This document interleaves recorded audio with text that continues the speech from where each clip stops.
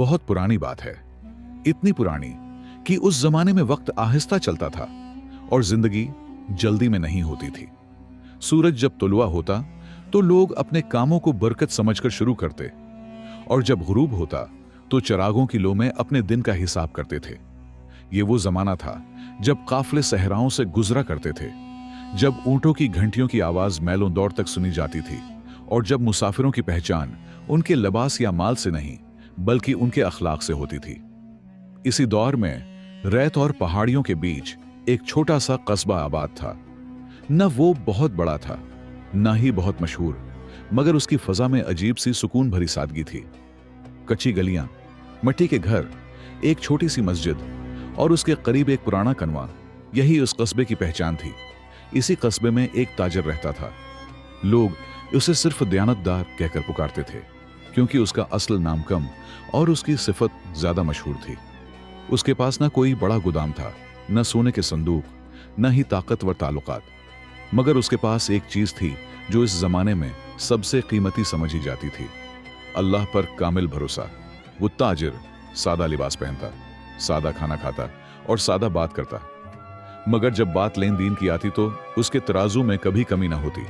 अगर नफ कम भी हो जाता तो वो मुस्कुराकर कहता, जो मिला है वही मेरे लिए काफी है। कस्बे के लोग इसकी इज्जत करते थे, मगर कुछ लोग उसे नादान भी समझते थे। इतना ईमान लेकर कहां जाएगा? दुनिया अक्ल से चलती है, सिर्फ दुआ से नहीं। ऐसी बातें अक्सर उसके कानों तक पहुंचते, मगर वो कभी जवाब में तलखी न लाता। हर साल जब मौसम जरा नरम हो जाता और सहराओं में सफर मुमकिन होता, वो अपना थोड़ा सा सामान जमा करता। कपड़ा, खुशबूदार तेल, कुछ खुशक मेवा और एक छोटा सा संदूक जिसमें उसकी जमा पूंजी होती। वो जानता था कि दूर शहर जाना आसान नहीं। रास्ते में डाकू थे, आंधियां थीं, भूख और प्यास थी, मगर वो ये भी जानता था कि रिज्क शहर में नहीं, अल्लाह के हाथ में है। जब वो सफर का इरादा करता तो मोहल्ले के बुजुर्ग उसे रोकते। बेटा, इस साल न जाओ, हालात ठीक नहीं, रास्ते में कई काफले लट चुके हैं। वो हर बार एक ही जवाब देता, नरम मुस्कुराहट के साथ, अगर मैं घर बैठा रहूं और रिज्क न मिले तो भी वो अल्लाह की मर्जी होगी, और अगर मैं खतरे में जाकर भी महफूज रहूं तो भी वही उसकी रहमत होगी। कस्बे की फज़ा में उसके उस यकीन की खुशबू फैल चुकी थी। कुछ लोग उससे हौसला पाते और कुछ उसे पागल समझते। उसी साल भी उसने सफर का इरादा किया। इस रात जब कुस्बा सो रहा था, वो मस्जिद में बैठा देर तक दुआ करता रहा। चिराग की लो हल्की हल्की कांप रही थी, जैसे वो भी उसके दिल की कैफियत को समझ रही हो। उसने अल्लाह के हुजूर सिर झुकाकर कहा, ऐ मेरे रब, मैं तेरा बंदा हूं, न मुझे अपनी ताकत पर भरोसा है न अक्ल पर। अगर तूने चाहा तो मेरा सफर आसान होगा, और अगर तूने चाहा तो मैं सब्र कर लूंगा। ये कहकर उसके दिल में अजीब सा सुकून उतर आया।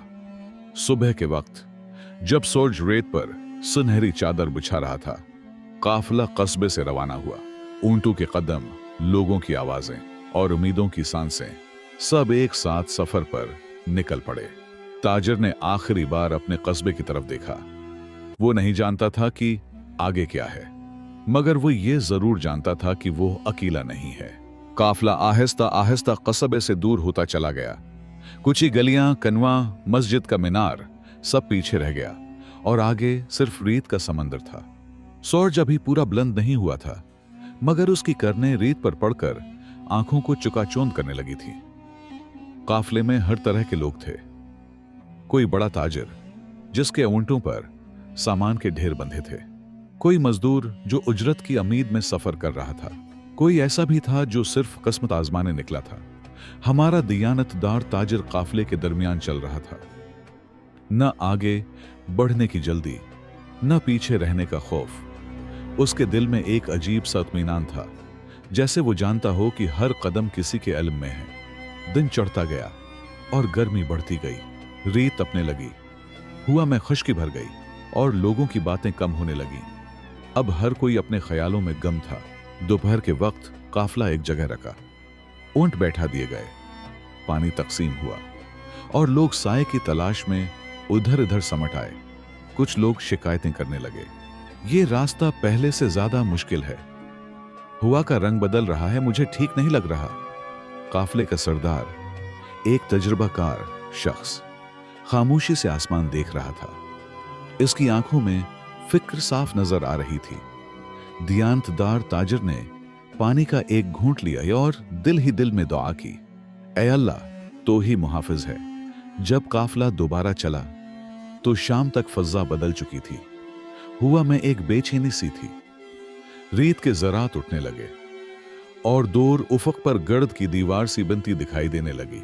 आंधी आ रही है, किसी ने चीख कर कहा। काफले में हलचल मच गई। ऊंट बदकने लगे, लोग एक दूसरे को पुकारने लगे। सरदार ने हुक्म दिया कि सब करीब करीब रहें, मगर कुदरत के सामने इंसान के मंसूबे अक्सर कमजोर पड़ जाते हैं। हुआ तेज होती गई, रेत आंखों में चुभने लगी, आवाजें दबने लगीं। उसी हंगामे में काफला आहिस्ता आहिस्ता बिखरने लगा। दयानतदार ताजिर ने अपने ऊंट की रस्सी मजबूती से पकड़ रखी थी, मगर एक जोरदार झोंके ने उसे दूसरी समत धकेल दिया। जब उसने आंख खोलकर देखा तो काफला दूर जा चुका था। वो अकेला रह गया था। रात तेजी से उतर रही थी। आसमान पर बादल छा गए और चांद की रोशनी भी रेत में गम हो गई। हुआ की सेठी जैसी आवाज उसके दिल में उतरने लगी। पहली बार उसके दिल में खौफ ने दस्तक दी। उसने इधर उधर देखा, न कोई इंसान, न कोई चिराग, सिर्फ अंधेरा और खामोशी। उसके हाथ कांपने लगे, मगर उसने खुद को संभाला। उसे लोगों की बातें याद आईं, मत जाओ, रास्ता खतरनाक है। उसने आंखें बंद की, गहरी सांस ली और आसमान की तरफ देखा। या अल्लाह, मैं यहां इसलिए नहीं आया कि मैं बहादुर हूं, मैं यहां इसलिए आया हूं कि मुझे तुझ पर भरोसा है। उसने रेत पर वुजू किया। पानी कम था, मगर नियत पूरी थी। उसने 2 रकात नमाज पढ़ी, खामोश, लरजती हुई, मगर सच्ची। नमाज के बाद वो देर तक दुआ करता रहा।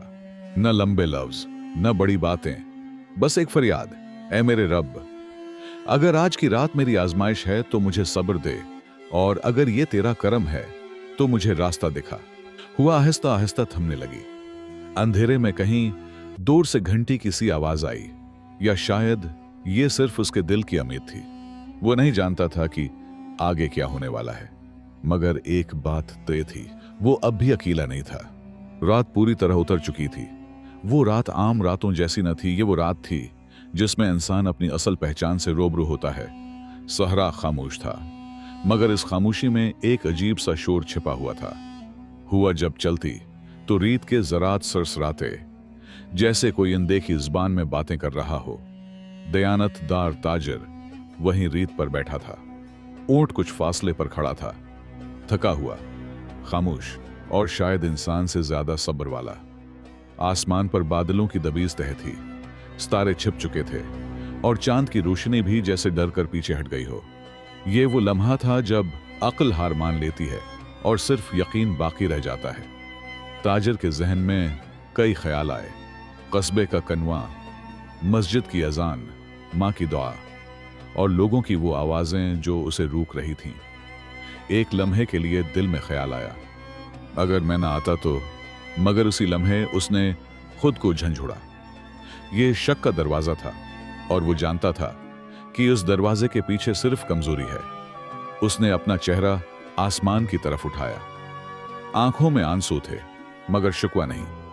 आवाज में लर्जिश थी, मगर नामीदी नहीं। ऐ अल्लाह, उसने आहिस्ता कहा, जैसे राज की बात हो। तो जानता है, मैं यहां किसी को दिखाने नहीं आया, न दौलत के लिए, न नाम के लिए। मैं सिर्फ तेरे वादे पर आया हूं। वो देर तक ऐसे ही बैठा रहा, न वक्त का अंदाजा, न नींद की खबर, बस दिल का रिश्ता था जो रब से जुड़ा हुआ था। थोड़ी देर बाद उसने फिर वुजू किया। पानी अब बहुत कम बचा था, मगर ईमान में कोई कमी न थी। उसने दोबारा नमाज पढ़ी। ये नमाज पहले से मुख्तलिफ थी। इसमें खौफ भी था, उम्मीद भी और मुकम्मल सपर्दगी भी। नमाज के बाद उसने कुरान की वो आयत याद की जो उसने बचपन में सुनी थी और जो अल्लाह पर भरोसा करता है अल्लाह उसके लिए काफी हो जाता है। ये अल्फाज उसके दिल में ऐसे उतरे जैसे प्यासे को पानी मिल जाए। रात के किसी पहर जब हुआ बिल्कुल थम चुकी थी, उसने दूर कहीं कदमों की आहट सुनी। पहले तो उसे लगा कि शायद वहम है। सहरा में वहम और हकीकत में फर्क करना मुश्किल होता है। मगर फिर वो आवाज दोबारा आई, ऊंट की घंटी की मध्यम सी झनकार। उसका दिल जोर से धड़का, खौफ भी आया और उम्मीद भी। वो खामोश खड़ा हो गया। अंधेरे में कुछ नजर नहीं आ रहा था, मगर आवाज करीब आ रही थी। कुछ ही देर में एक साया नमूदार हुआ। एक आदमी सादा लिबास में, हाथ में लाठी और साथ चंद बकरियां। वो एक चरवाहा था। चरवाहे ने ताजिर को देखकर हैरत से पूछा, उस वक्त यहां अकेले? ताजिर ने मुख्तसर सा जवाब दिया, जिसमें न शिकायत थी न खुद पर रहम। चरवाहा चंद लम्हे खामोश रहा, फिर बोला, ये इलाका खतरनाक है, मगर आज की रात तुम मेरे मेहमान हो। ये अल्फाज सुनकर ताजिर की आंखें भर आईं।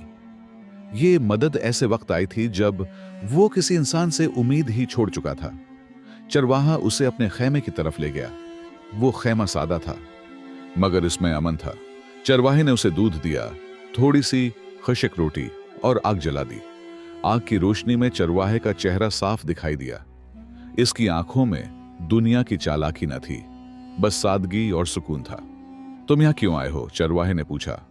ताजिर ने कहा, रिज़्क की तलाश में, मगर असल में अपने रब के वादे पर। चरवाहा मुस्कुरा दिया, फिर तुम अकेले नहीं हो। जो रब पर छोड़ दे वो कभी तन्हा नहीं रहता। रात उसी खेमे में गुजरी। तवील अरसे बाद ताजिर ने सुकून की नींद ली। सुबह जब सूरज निकला तो सहरा बदला हुआ था। वही रीत, वही आसमान, मगर फजा में एक नरमी थी। चरवाहे ने उसे महफूज रास्ता दिखाया, ऐसा रास्ता जो आम काफिलों को मालूम न था। रख्सत होते वक्त ताजिर ने शुक्रिया अदा किया। चरवाहे ने कहा, शुक्रिया मेरा नहीं, उसका अदा करो जिसने मुझे इस रात इधर भेजा। ताजिर ने पीछे मुड़कर देखा।